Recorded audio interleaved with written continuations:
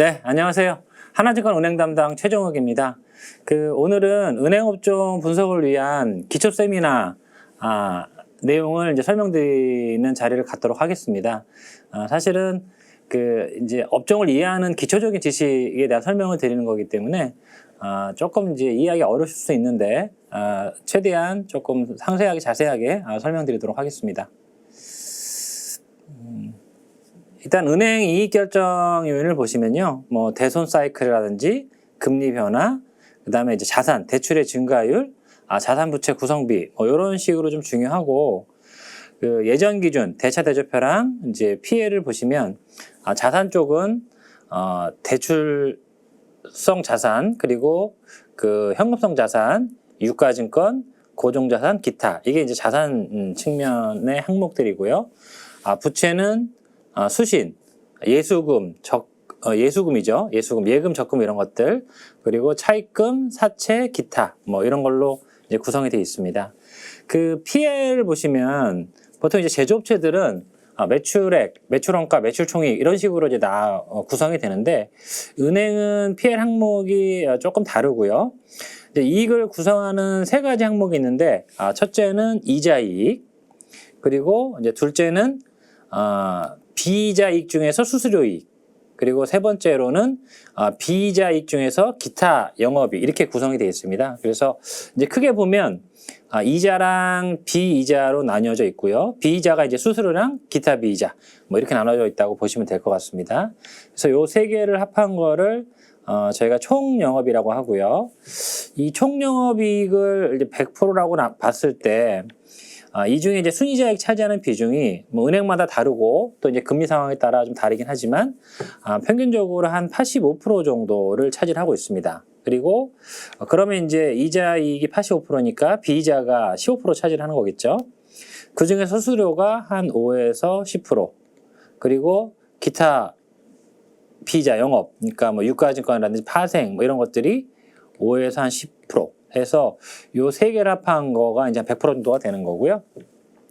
그래서 이제 이자이익과 비이자이익 비중이 국내은행 같은 경우는 85대 15 정도가 되는데, 미국의 상업은행은 이 비중이 한 55대 한 45 정도가 돼요. 그래서 사실은 이자이익이 뭐 마진이라든지 대출 때문에 좀 못 나온다고 하더라도 비이자이익이 어느 정도 좀 잘 나오면 전체적으로 이익이 이제 커버가 되는 그런 구조인 반면에, 저희 나라 은행들은 수익자이익 비중이 85% 압도적으로 높기 때문에 수익자이익이 잘 나오지 않으면 이익이 잘 나오기가 조금 이제 어려운 구조입니다. 이제 그래서 이제 국내 은행들이 이자이익이 이제 편중돼 있다, 뭐 이렇게 얘기를 하는 것들이고요.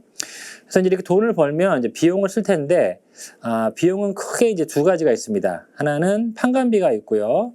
또 하나는 이제 충당금이 있는데, 판관비는 이제 금융기관이기 때문에 은행이 대부분 이제 인건비입니다. 그래서 총영업이익을 100으로 놓고 봤을 때 판관비가 차지하는 비중이 한 40에서 45% 정도를 차지합니다.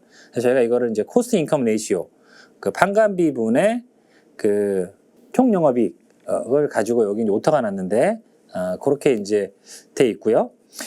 그 다음에 총영업에서 판관비를 빼면 이제 순영업이익, 여기서 이제 영업외를 빼면 충당금 적립전 이익이 있고요. 여기서 충당금을 빼면 이제 세전이익, 세금 빼면 순이익, 이렇게 되어 있습니다. 그래서 은행의 이익을 구성하는 가장 중요한 세 가지는 총영업이익의 85%를 차지하는 순이자 이익과, 그 다음에 총영업이익에서 40 내지 45%를 차지하는 판관비, 그리고 대손 충당금, 요 세 가지에 따라서 은행 이익이 결정된다라고 보시면 될 것 같고요.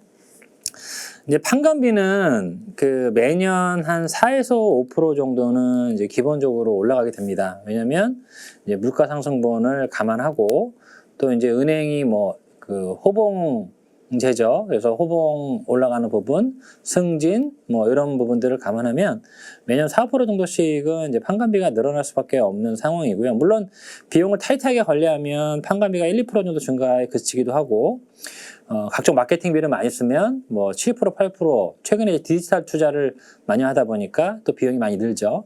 그래서 올라갈 수는 있는데 기본적으로 이 정도 수준이고, 여기서 크게 변화는 안 한다고 보시면 됩니다. 물론 이제 국내 은행들은 명예퇴직 제도라는 게 있기 때문에 명예퇴직 퇴직을 그에 크게 실시하고 그 다음 실시 안 하면 이제 기저효과 때문에 판관비가 뭐 줄어드는 것처럼 보일 수도 있는데, 근데 이제 국내 은행들의 명예퇴직은 대부분 임금 피크제입니다. 그러니까 임금 피크 대상에 들어가시는 분들에 한해서 명퇴를 하기 때문에 명퇴가 매년 반복적으로 있어요. 그래서 판관비는 요 정도 수준 증가한다라고 보시면 됩니다. 그러면 사실 판관비가 이익을 구성하는 중요한 요인이긴 하지만 어느 정도 이 증가율이나 이런 것들이 방향성이 정해져 있기 때문에 이게 판관비가 뭐 큰 폭으로 증가하다가 큰 폭으로 감소하다가 이런 게 아니거든요.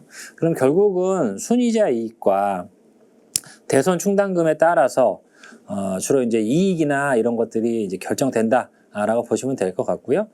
이 순이자 이익을 차지하는 결정 있는 요인이 크게 이제 두 가지고, 론 그로스, 저희가 대출 성장률이라고 하고요. 그다음 NIM의 함수입니다. 결국은 순이자 이익은 대출 성장과 NIM에 따라서 움직인다라는 거고요.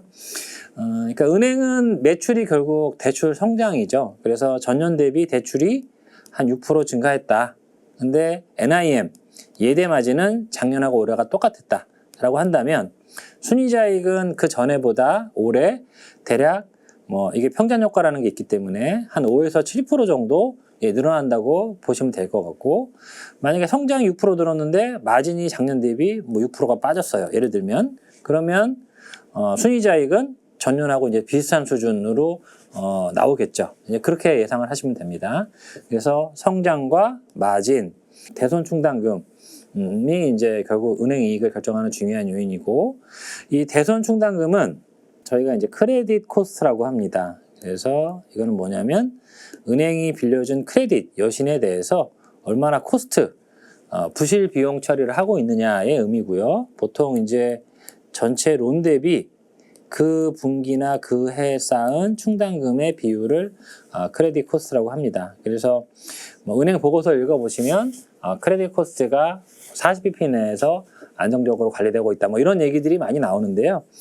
이 얘기는 뭐냐면 만약에 은행의 총 여신이 100조 원짜리 은행이다 라고 가정을 하겠습니다. 그런데 1분기에 충당금을 1,000억 원, 0.1조 원을 적립했다라고 생각하겠습니다. 그러면 1분기에 1,000억을 쌓았으니까 연간으로 하게 되면 4,000억이 되겠죠. 그러면 100조 원 중에 그 해 쌓은 충당금이 4,000억, 0.4조가 될 겁니다. 그럼 여기 곱하기 100을 해서 40bp 이렇게 이제 계산을 하게 되는 겁니다.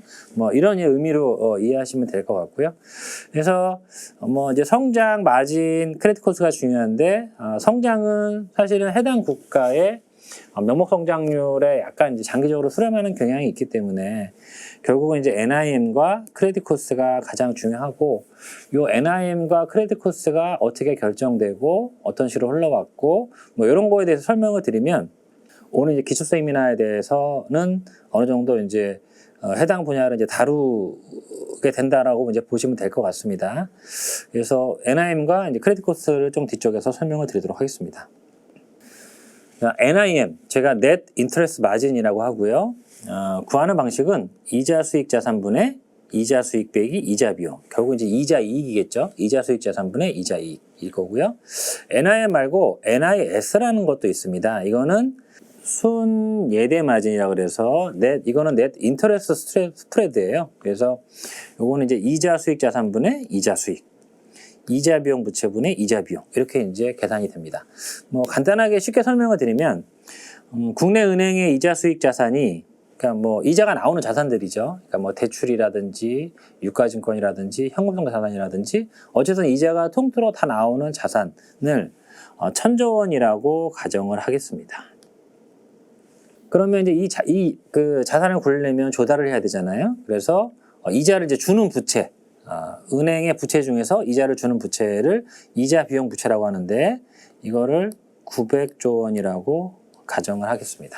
그래서 이 이자 수익 자산의 평균 운용 수익률을 4%라고 가정할게요. 그리고 이자를 주는 부채 이 900조 원의 평균 비용률을 2%라고 하겠습니다. 그러면 이자 수익은 1,000조 원분의 4%니까 40조 원이 나올 거고요. 이자 비용은 900조 원의 2%니까 18조 원이 나올 겁니다. 그러면 예대마진은 이자 수익 자산 1000조 원 분의 이자 수익 빼기 이자 비용 40조 원 빼기 18조 원이 되겠죠. 그러면 이게 22조 원이니까 1000조 원 중에 22조 원이라서 2.2%. 이게 이제 NIM입니다. 이렇게 NIM을 계산하는 거고요. NIS, 순예대 스프레드는 이자 수익 자산분의 이자 수익 4%죠. 이자 비용 부채분의 이자 비용 2%죠. 요걸 빼면 2.0%가 될 겁니다. 이렇게 계산합니다. 그래서 NIM은 2.2%고 NIS는 이제 2.0%가 되는데 왜 차이가 나느냐? 이자 수익 자산과 이자 비용 부채가 똑같다고 한다면 이 NIM이나 NIS랑 똑같을 겁니다. 근데 보통 이자 수익 자산이 이자 비용 부채보다 많아요. 왜냐하면 이제 무언가상 조달인 자본이 있기 때문에 보통 이자 수익 자산이 이자 비용 부채보다 많게 됩니다. 예, 그래서 NIM이 NIS보다 이제 크게 나타나고요. NIS보다 이제 NIM을 저희가 더 많이 보는 이유는 요거는 이제 자산 증가의 효과까지 감안한 지표이기 때문에 그렇습니다. 그래서 NIS보다는 NIM을 조금 더 저희가 이제 주의 깊게 보고 있고요. 그 금리가 이제 상승하거나 하락할 때 마진이 이제 좋아지거나 나빠지는데 그거에 대한 이제 간단한 원리, 기본 원리를 말씀드리도록 하겠습니다. 예를 들어서 기준금리 내지 시장금리가 1% 정도 상승 내지 인상됐다고 가정하겠습니다. 그러면 은행은 이 인상된 금리에 대해서 여신금리와 수신금리에 이제 전가를 해야 될 겁니다. 그래서 이 1%가 올랐기 때문에 동일한 폭을 전가한다. 그러면 총 이제 운영 수익률이 4%에서 5%가 될 겁니다. 그러면 이자 비용 부채는 2%에서 1%를 올리면 3%가 되겠죠. 그러면 이자 수익은 1000조 원 중에서 1%가 늘어났기 때문에 10조 원이 늘어나는데 이자 비용은 900조 원에서 1%가 늘어나기 때문에 9조만 늘어납니다. 그럼 빼면 1조 원 이익이 늘어나는 구조예요. 결국 이제 금리가 올라갔을 때 여신과 수신금리에 동일하게 전가한다고 가정하게 되면 이자액이 늘어나고 마진이 좋아지는 이제 그런 구조를 가지게 됩니다. 이거는 결국 이자 수익 자산이 이자 비용 부채보다 많기 때문에 그렇고요. 이게 이제 1%가 올라간다고 해서 4%가 4.4가 되고 2%가 2.2가 되고 퍼센테이지로 올라가는 게 아니라 퍼센트 포인트로 올라가기 때문에 이제 이렇게 되는 거고요.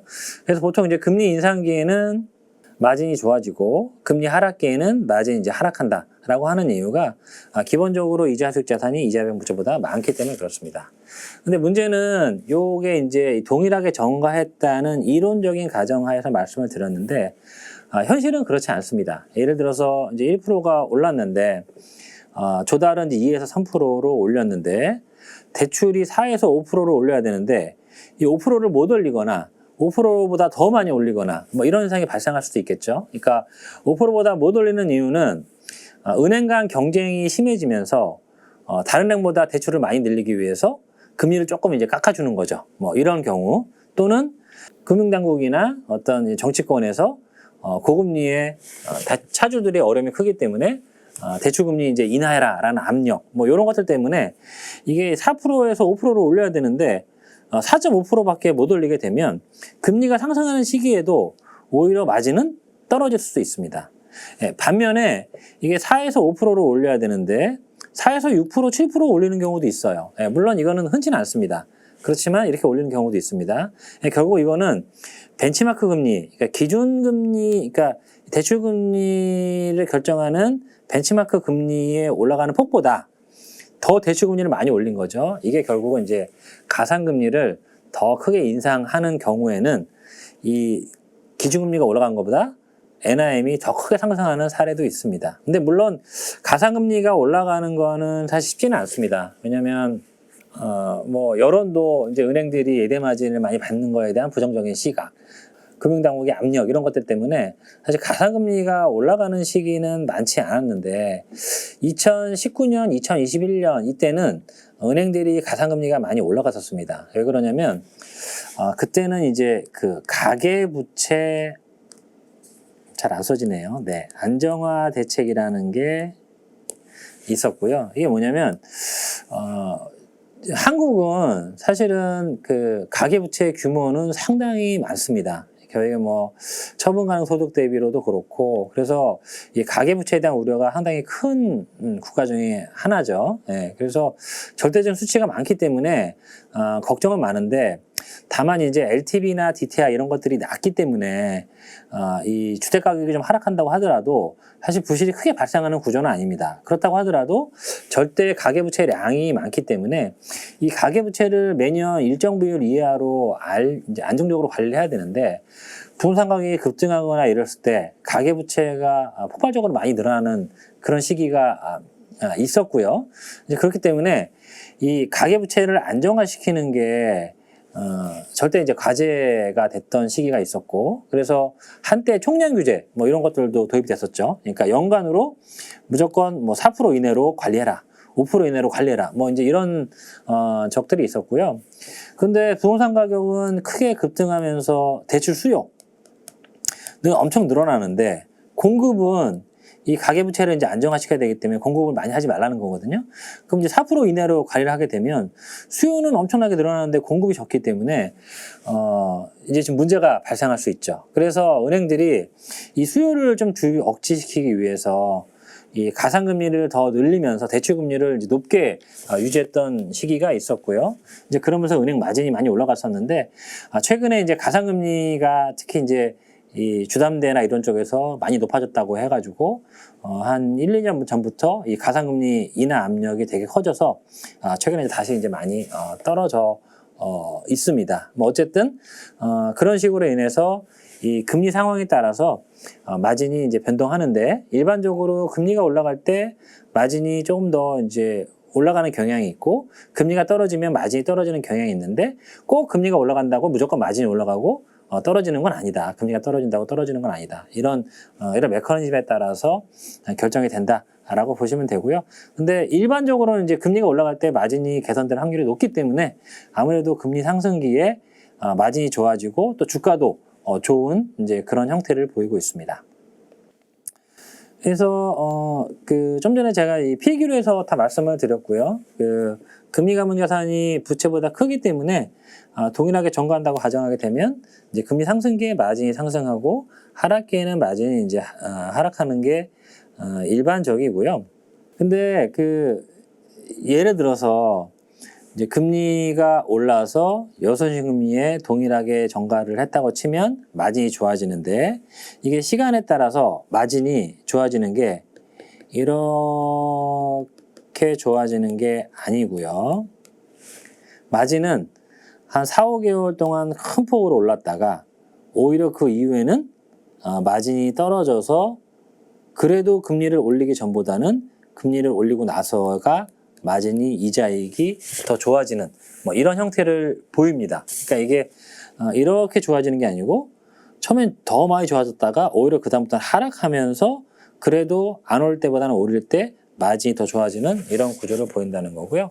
이거는 왜 그러냐면 국내 은행들의 대출, 그러니까 자산의 리프라이싱 주기, 그러니까 이자가 변하는 주기가 부채, 수신보다 더 짧기 때문에 그렇습니다. 저희가 이제 이거 뭐 듀레이션 갭이라고 하면서 뭐 좀 이렇게 어려운 얘기는 하는데, 지금 간략하게 말씀드리면 국내 은행들의 대출은 특히 이제 변동대출 같은 경우에 이자가 한 3, 4개월 내에 대출금리가 반영하는 대출이 조달, 수신보다는 훨씬 많다는 거죠. 그래서 금리를 올리면 부채보다는, 수신보다는 대출이 3, 4개월 내에 먼저 올라간 금리에 반영하기 때문에 마진이 많이 좋아졌다가, 대출은 이제 다 반영하고 더 이상 반영되지 않는데 수신이 뒤늦게 후행적으로 올라가면서 마진이 떨어지는 이제 그런 구조로 보이게 됩니다. 그래서 옛날에는 이게 이제 3개월 정도였는데 이게 좀 길어져가지고 지금은 한 5개월, 6개월 뭐 이 정도의 시차가 뭐 있습니다. 예, 하다고 하더라도 어쨌든 시기적으로 그렇다는 거고요. 그래서 이제 금리가 올라서 은행이 여수신에 동일하게 전가해서 이게 이제 올라갔다가 떨어져야 되는데, 금리를 또 올리고 또 올리면 마진이 떨어지지 않고 이제 계속 올라가다가 그다음부터는 금리를 인하하는 게 아니라 동결을 한다고 하더라도 마진이 떨어질 수밖에 없는 이제 그런 흐름을 이제 보이게 됩니다. 그래서 국내 은행들이 이제 그 한은에서 작년부터 이제 재작년부터죠. 금리를 계속 올리기 시작해서 지금 올해 3월까지 올렸고, 만약에 향후에 더 이상 금리를 올리지 않는다, 동결한다라고 해도 몇 개월 지나면 이제 이론적으로는 마진이 떨어질 수밖에 없는 그런 상황이고요. 뭐 이런 상황에서 최근에 대출금리 인하 압력이라든지 뭐 그 상생금융 종합 패키지 뭐 실현이라든지 이런 것들 때문에 마진이 조금 더 이제 올해 1분기부터 빠지곤 있는데, 이제 이론적으로는 금리 인상이 멈추고 동결한다고 하더라도 몇 개월 뒤에 뭐 한 4개월, 5개월, 6개월 뒤에는 마진이 빠질 수밖에 없는 이제 그런 구조를 가지고 있다라고 보시면 됩니다. 그래서 요거는 이제 아무래도 주식시장에서는 언제 마진이 하락세로 전환할 거냐의 어떤 터닝 포인트, 변곡점을 많이 보기 때문에 이제 그런 부분을 이제 판단할 때 필요하다라고 해서 말씀을 드렸습니다. 그래서 이제 마진 쪽, NIM 쪽에 대해서는 이렇게 좀 설명을 드렸고요. 그 다음에 이제 충당금 쪽에 대해서 설명을 추가로 드리도록 하겠습니다. 네. 그 은행은 대출, 그러니까 여시인을 하면 그 대출에 대해서 자산 건전성 분류라는 걸 합니다. 5가지로 분류하고요. 정상, 요주의, 고정, 회수음은, 충손실, 이 5가지로 분류하고, 이 분류에 따라서 이제 충당금을 적립하는데, 이 5가지 분류 중에 고정 이하로 분류되어 있는 여신을 고정 이하 여신이라고 하고요. 이게 이제 부실채권이라고 부릅니다. 그래서 전체 이 총 여신은 5가지로 분류가 돼야 되기 때문에 이 5가지를 합한 총 여신 중에서 고정 이하로 분류되는 여신의 비율을 NPL 비율이라고 하고요. 저희가 이제 부실채권 비율이라고 합니다. 예. 그래서 요 이제 왼쪽에 있는 거는 사실은 그 IFRS가 도입되기 이전에 K-GAAP 기준의 충당금 적립 방식인데요. 뭐 이해를 위해서 잠깐 좀 설명을 좀 드리겠습니다.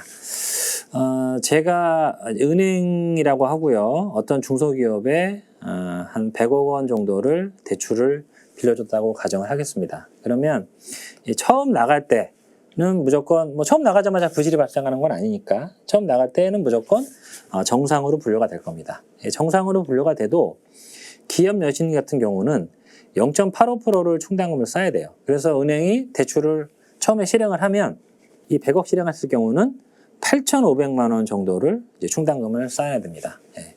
근데 그 이후에 정상으로 계속 분류돼 있어요. 뭐 이 대출 빌려간 기업이 이자도 꼬박꼬박 잘 내고 정상적으로 계속 이 대출을 받아 잘 쓰고 있으면 처음에 정상으로 분류가 나서는 계속 정상으로 분류되니까 처음 분류될 때만 충당금을 쌓고 그 이후에 건전성의 변화가 없으면 추가로 충당금을 쌓지는 않습니다. 예. 그래서 쭉 가다가 갑자기 연체를 발생을 시키면 요주의로 건전성 분류가 밑으로 떨어지게 됩니다.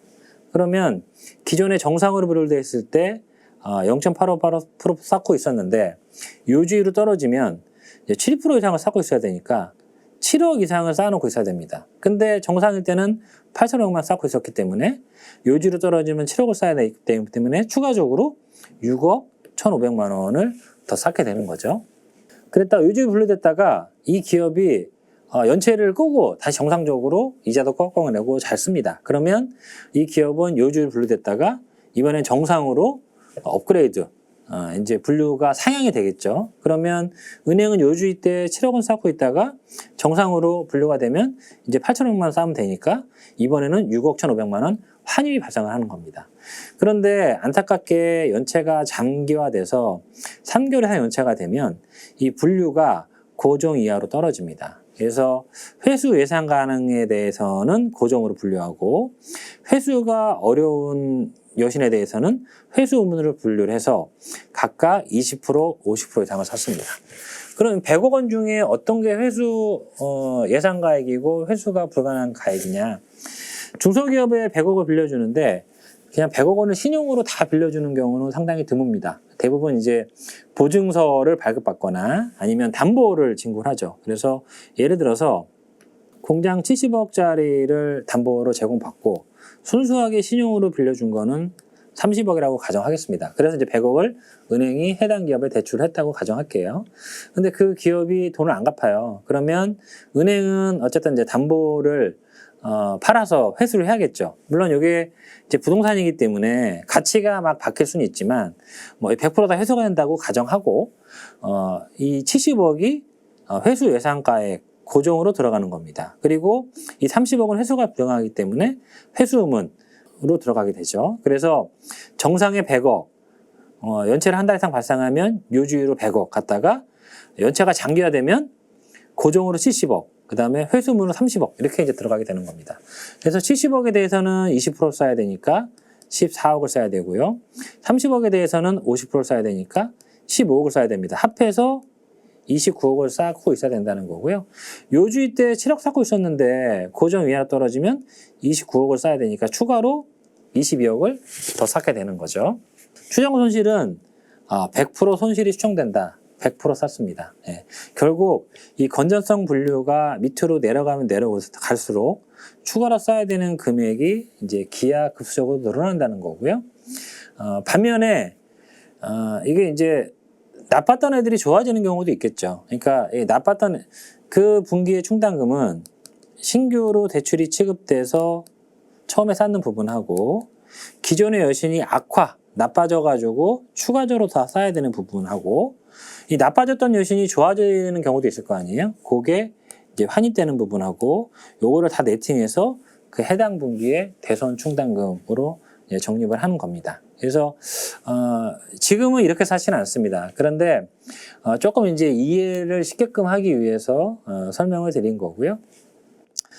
그 뒷장에 제가 뭐 조금 더 설명을 드리겠습니다. 자, 아까 2011년에 IFRS가 도입됐다고 말씀을 드렸습니다.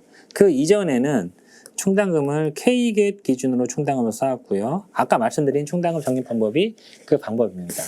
근데 이제 이 K갭 기준은 어떻게 쌓냐면 금감원이 요구한 적립률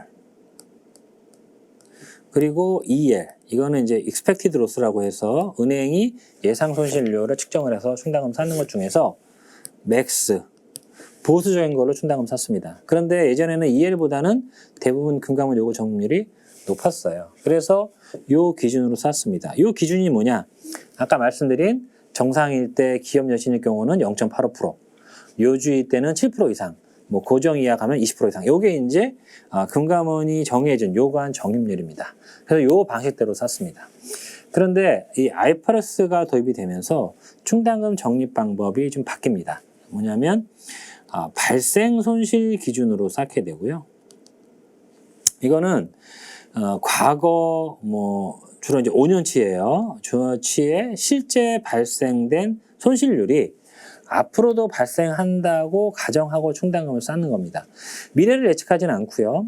과거 5년치에 실제 발생된 손실률이 중요합니다. 그래서 그 과거 5년치 손실률이 컸으면 많이 쌓게 되는 거고, 근데 이제 시간에 따라서 과거 5년치가 계속 이제 바뀔 거 아니에요. 그래서 그게 만약에 이제 적어지면 적게 쌓고, 이런 방식으로 이제 충당금을 쌓습니다.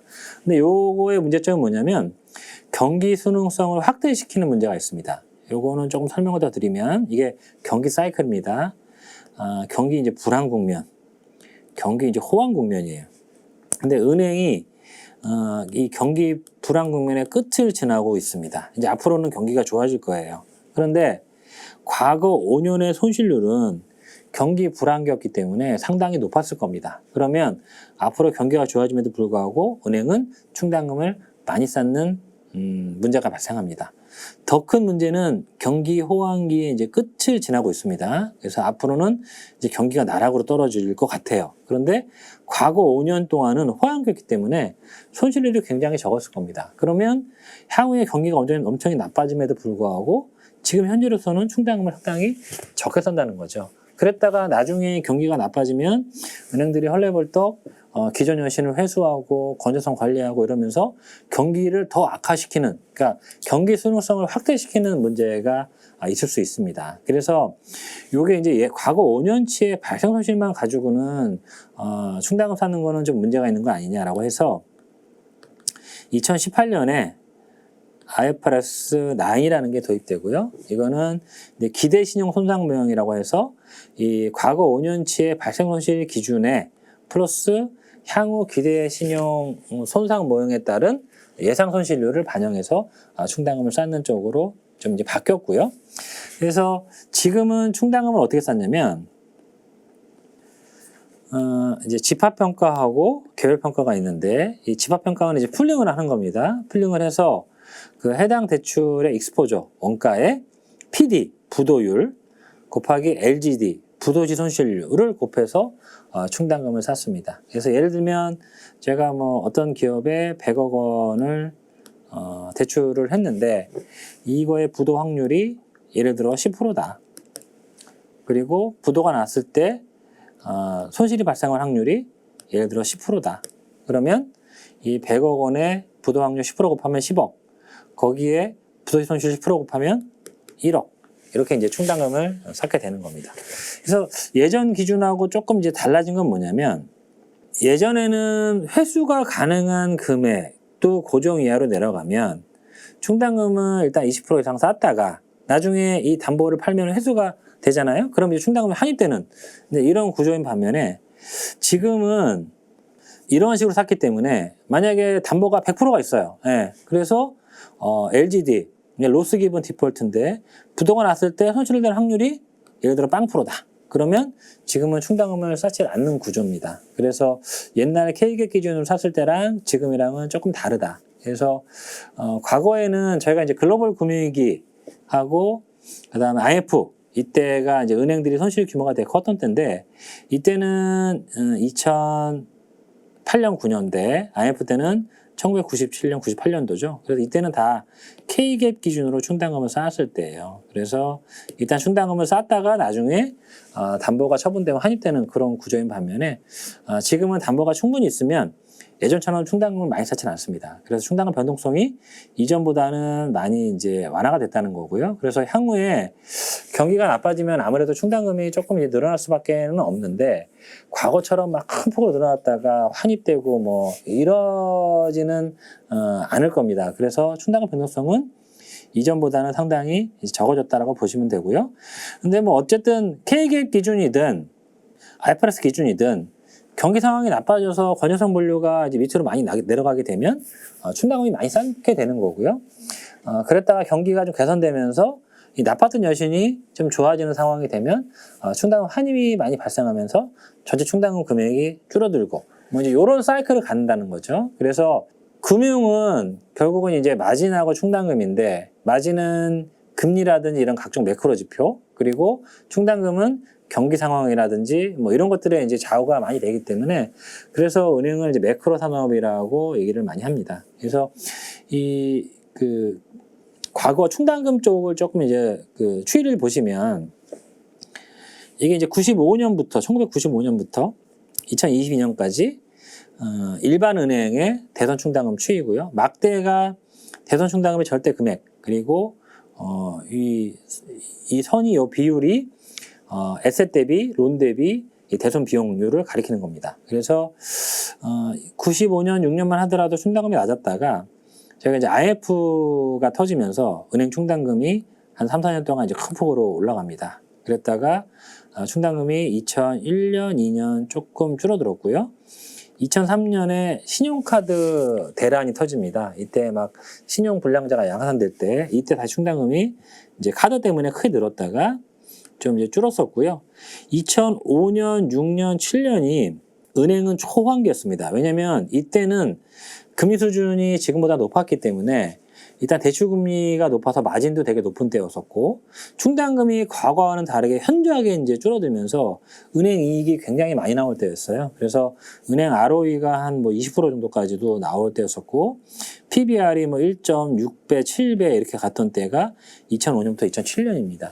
그럼 충당금이 왜 이렇게 낮아졌느냐? 물론 경기가 개선되면서 충당금이 좀 줄어든 측면도 있지만 이때 이제 부도가 났던 업체들이 뭐 지금은 이제 우량 기업이지만 뭐 한익사라든지 기아차 뭐 이런 종목들이 사실 그 IMF 때 부도가 났던 종목들이거든요. 그래서 이 고정 이하로 건전성 분류가 됐다가 2005년, 6년, 7년에 요 여신들이 요주이나 정상으로 올라오면서 대규모 환입이 발생합니다. 그러면서 충당금이 상당히 이제 낮았었고요. 이러면서 은행이 되게 좋았었고, 그랬다가 2008년도에 글로벌 금융위기가 터지죠. 다시 이제 충당금이 늘어났다가 2012년, 3년 이후에 이제 구조적으로 계속 떨어지고 있고요.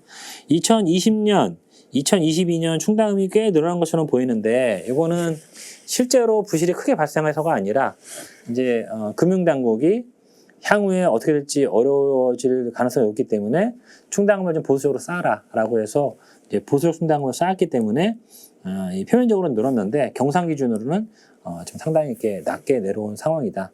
근데 이제 문제는 향후에 금리 수준도 높고 뭐 PF니 이런 것들 때문에 연체율이 이제 최근에 좀 올라오고 있거든요. 그러다 보니까 이 충당금이 좀 상승할 수 있는 거 아니냐, 뭐 이제 이런 걱정들이 상당히 이제 커지고 있습니다. 예, 그래서 그런 우려가 현재 이제 주가에 조금 녹아 있는 상황이고요. 다만 2020년도 그렇고 작년도 그렇고 향후에 부실 발생할 걸 대비해서 은행이 이제 보수적으로 추가 충당을 많이 쌓아놨기 때문에 실제 연체가 늘면서 충당금이 많이 늘어나는 요인이 생긴다고 하더라도 표면적으로는 뭐 전년 대비 아주 큰 폭으로 충당금이 늘어나지는 않을 걸로 예상을 하고 있습니다. 이제 그러다 보니까 올해 이제 마진도 어쨌든 1분기 기준으로 좀 빠지고 충당금도 조금 올라오는 상황이 돼도 전체적으로는 충당금이 전년 대비 크게 오르지 않을 거고, 마진이 좀 떨어진다고 하더라도 어쨌든 대출 성장이 좀 나오기 때문에 전체적으로는 이익은 작년하고 비교해 봤을 때 올해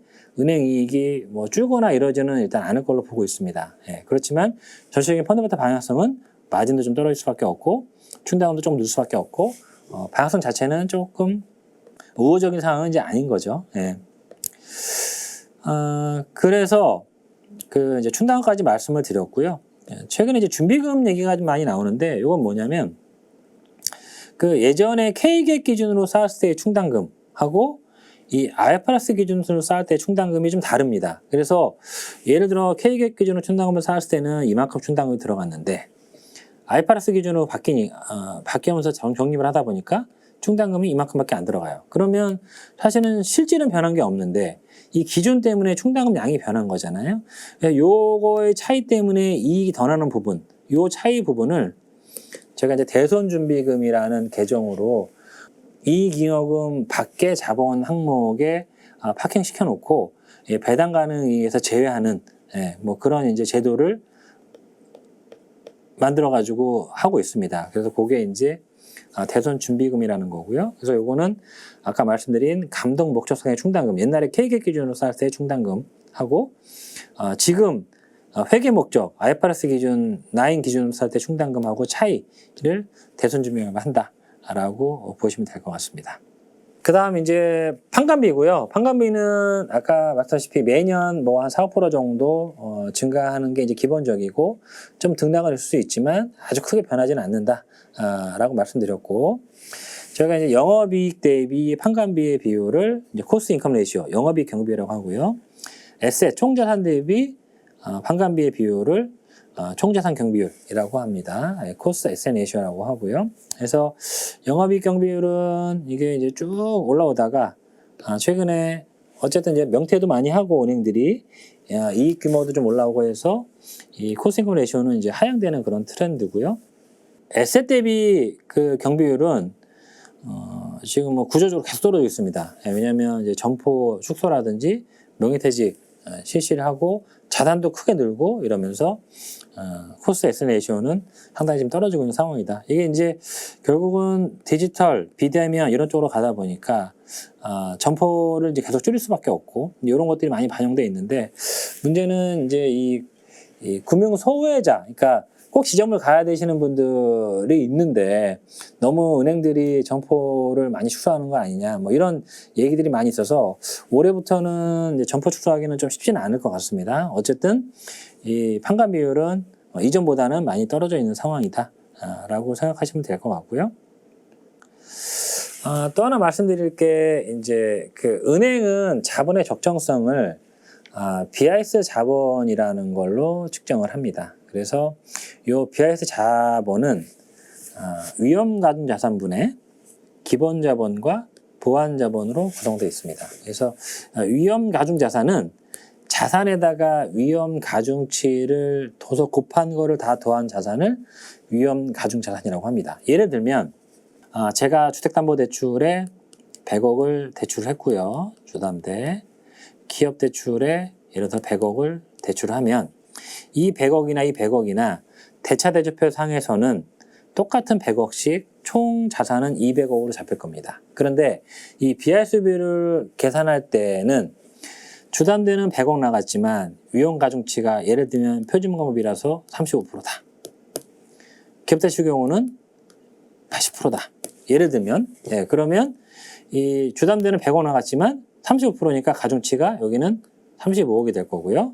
100억 나갔지만 이 80%니까 80억이 되겠죠. 그러면 200억이 아니라 115억만 위험 가중 자산으로 인정이 되는 겁니다. 뭐 이런 식으로 이제 각각의 여신에 대해서 위험 가중치를 곱한 거를 다 더한 거를 리스크 웨이티드 에셋 RWA라고 하는데 위험 가중 자산이라고 하고요. 여기에 이제 기본 자본과 보완 자본의 비율이 이제 BS 자본 비율인데 기본 자본은 보통 그 BS상에 있는 자본 항목들에다가 플러스 신종자본증권을 포함한 거를 기본 자본이라고 하고요. 여기서 신종자본증권을 제외한 거를 보통주 자본비라고 합니다. 보완 자본은 자본은 아니지만 보완적으로 자본의 성격이 있다라고 해서 뭐 후순위 채권이라든지 적격 대손 충당금 뭐 이런 것들이 이제 보완 자본으로 이제 분류가 되고 이 가장 중요한 거는 이제 보통 자본 비율인데 보통 자본 비율을 상향시키기 위해서는 위험 가중 자산을 낮추든지 이익을 많이 내든지 증자를 하든지 이 방법밖에 없어요. 뭐 신종자본증권이나 후순위채 발행에서는 보통 자본 비율은 올라가지 않거든요. 그래서 이제 국내 은행 같은 경우는 보통 자본 비율을 이제 가장 이 자본의 적정성을 판단하는 주요 기준으로 그렇게 이제 보고 있습니다. 그래서 최근에 이제 이슈들이 조금 있는데요. 그 이제 바젤 3가 2013년부터 이제 시행이 됐고요. 그 최소 요구 자본 비율이라는 게 있습니다. 그래서 그 보통 자본 비율 4.5 그리고 자본 보전 완청 자본 2.5 해서 7%가 이제 미니멈이고요. 여기에 이제 경기 대응 완청 자본을 경기가 갑자기 안 좋아졌을 대비해서 좀 추가적으로 경기 대응하기 위해서 쌓는 거죠. 이게 이제 0에서 2.5%까지 쌓을 수 있는데 어제 이제 결정이 났죠. 1%를 쌓게 한다고. 그래서 국내은행은 이거를 이제 1%를 쌓게 할 거라고 어제 결정이 됐습니다. 거기다 이 글로벌 시스템적 임포턴트한 뱅크, 그러니까 시스템적으로 중요한 은행에 대해서는 추가 자본을 부과할 수 있고요.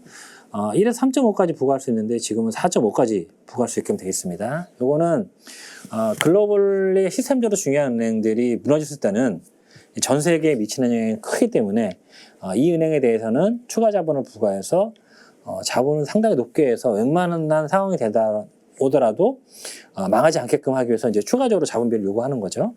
근데 이제 국내 은행 같은 경우는 글로벌리 시스템적으로 중요한 은행이 없어요. 저희 국내 은행은 사이즈가 이 글로벌 은행 대비 좀 적기 때문에 그래서 이 G12에 대해서는 추가 자본은 부과받지 않는데 각 국가의 도메스틱 시스템적으로 중요한 뱅크에 대해서는 각 국가가 추가 자본을 부과할 수 있게끔 되어 있습니다. 이게 국내 은행 같은 경우는 KB신한, 우리하나, 농협까지 해서 5대 은행이 1%를 부과를 받고 있습니다. 네. 그래서 지금 이제 최소 요구 비율은 시중은행의 경우에는 7%, 8%, 이제 9%가 되는 거고요. 지방은행은 도메스틱 CB에 대한 1%를 부과받지 않기 때문에 이제 8%가 되는 거죠. 네. 여기서 지금 아직 도입은 안 됐는데 스트레스 완충 자본이라는 거를 이제 도입을 한다고 합니다. 그래서 그게 이제 얼마 도입되냐에 따라서 최소 요구 비율 자체가 좀 이제 상향이 되겠죠. 그래서 이 비율이 현재 지금 비율 대비 이 규제 비율이 커지게 되면 배당이나 주주 환원이 좀 어려워질 수 있는 거 아니냐 이런 걱정들이 조금 있는 상황이고요. 근데 이 경기대응 완충 자본도 사실은 2.5%까지 부과가 되면 상당히 높게 비율이 올라가는 거잖아요. 근데 1% 정도 부과에 그쳤던 사례를 봐서는 이런 이제 규제 비율 때문에 은행들이 뭐 배당을 하기가 어렵거나 이러기는 조금 이제 이를 걱정을 하는 거는 조금 이제 기우가 아닌가라고 생각을 하고 있습니다. 그래서 은행 이제 PL상 전체적인 흐름, 순이자익 중에서 NIM은 어떻게 측정이 되고, 요게 이제 뭐 어떤 지표에서 영향받고 설명을 드렸고요. 충당금은 이게 어떻게 산출이 되고 과거에 어떻게 움직여 왔는지, 뭐 이런 이제 피해적인 손익계산서 측면에서는 과거 히스토리를 좀 설명을 드렸고, 요 뭐 대출 쪽도 일부 조금 보겠습니다. 요게 이제 2002년부터 2022년까지 전체 대출금 총계고요. 예금은행 기준으로 2002년에는 410조 정도밖에 안 됐는데, 작년 말 기준으로 현재 예금은행의 대출 총계는 2,200조 정도 가까이 되고요. 이 기업 대출이 그 2022년만 하더라도 250조였는데 지금은 1,260조까지 늘어났고, 가계 대출은 220조였는데 현재는 이제 900조까지 늘어났습니다. 그래서 이 전체 대출을 100%라고 봤을 때 가계 대출과 기업 대출의 비중을 보면, 보통 이제 가계랑 기업 대출 비중이 2020년 초만 하더라도 거의 5대5 정도가 됐습니다. 예, 그랬다가 이제 글로벌 금융위기를 기점으로 이 기업 대출 비중이 크게 늘었었고, 가계 대출 비중이 계속 내려왔었죠. 그랬다가 2015년, 16년을 기점으로 그때 이제 LTV 완화하고 뭐 빚내서 집 사라 뭐 이런 시기가 있었습니다. 그래서 다시 이제 가계 대출 비중이 조금 올라왔었고요. 그랬다가 최근에 이제 다시 가계 대출 관리 뭐 이런 것들이 부동산 가격 하락하고 이러면서 이제 가계 대출 규모가 좀 줄어들면서 비중이 좀 이제 줄어들고 있는 그런 상황입니다. 요거는 이제 손익계산서고요. 아까 그 부문별로 각 부문의 항목별로 이제 말씀을 드렸고, 이건 전체적으로 금액입니다. 예, 그래서 2008년에 은행 순이익이 6.1조였는데요. 지금은 이제 14.2조 원까지 올라온 상황이고, 물론 이제 그 와중에는 순이익이 늘기도 하고 줄기도 하고 뭐 이랬었죠. 그랬다가 지금 2020년부터 이제 금리가 상승하기 시작하면서 마진이 올라가고, 충당금은 뭐 코로나 지원 이런 것들 때문에 크게 늘지 않으면서 이익이 상당히 크게 이제 늘어난 이런 모습을 보실 수가 있을 것 같습니다. 충당금도 상당히 낮은 상황이 지속되고 있는 상황이고요. 요거는 제가 이제 듀폰 분석이라고 하면 보통 제조업은 매출액 대비해서 각 비중을 보는데, 은행은 사실 이제 그렇게 보는 건 의미가 없기 때문에 총 자산 기준으로 각 부문의 부문별 수익률, 비용률 이런 거를 본 거고, 결국 이제 총 자산 대비 순이익이 이제 ROE가 되는 거죠. 예, 그래서 현재 국내 은행들의 ROE는 한 0.5에서 0.6 정도 되고요.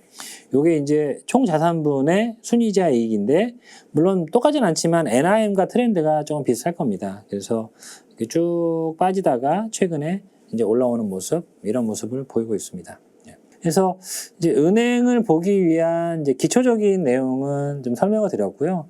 이게 이제 은행별로도 약간 차이는 있는데, 사실 국내 은행은 포트폴리오가 다 비슷해져가지고 시중은행이나 지방은행이냐 요 차이를 제외하고는 포트폴리오 차별화가 거의 없어졌습니다. 그래서 뭐 충당금이나 마진도 거의 차별화가 없어졌어요. 그래서 그리고 또 이제 은행들은 매크로의 같은 방향성으로 갔습니다. 결국 이제 금리가 올라가면 어떤 은행이 마진이 조금 더 오르고 들어오느냐의 차이지, 금리가 올라가는데 다른 은행들은 마진이 올라가는데 혼자 마진이 빠지는 은행, 그런 은행은 사실은 쉽지 않거든요. 이게 이제 매크로 방향성에 다 동일하게 영향을 받기 때문에, 그래서 은행 간 차별화보다는 사실 업종이 향후 어떻게 될 거냐가 전체적인 이제 수익률을 제가시키는데 더 중요한 측면이 있고요. 그래서 은행 내에서 뭐 KB를 살 거냐, 신한을 살 거냐, 우리를 살 거냐, 이거보다는 지금 이제 은행주를 비중을 더 늘려야 될 거냐, 말아야 될 거냐가 전체 포트폴리오 수익률을 많이 좌우하는 이제 그런 상황입니다. 그래서 오늘 조금 뭐 장황하게 말씀을 드렸는데 조금 어렵긴 하지만 어쨌든 은행을 보기 위해서 기초적으로 아셔야 될 부분 뭐 이런 것들에 대해서 좀 요약 설명을 드렸습니다. 은행 업종을 분석하시는데 많은 도움이 되셨으면 하는 바람이 있습니다. 이상으로 그 기초 세미나를 마치도록 하겠습니다. 감사합니다.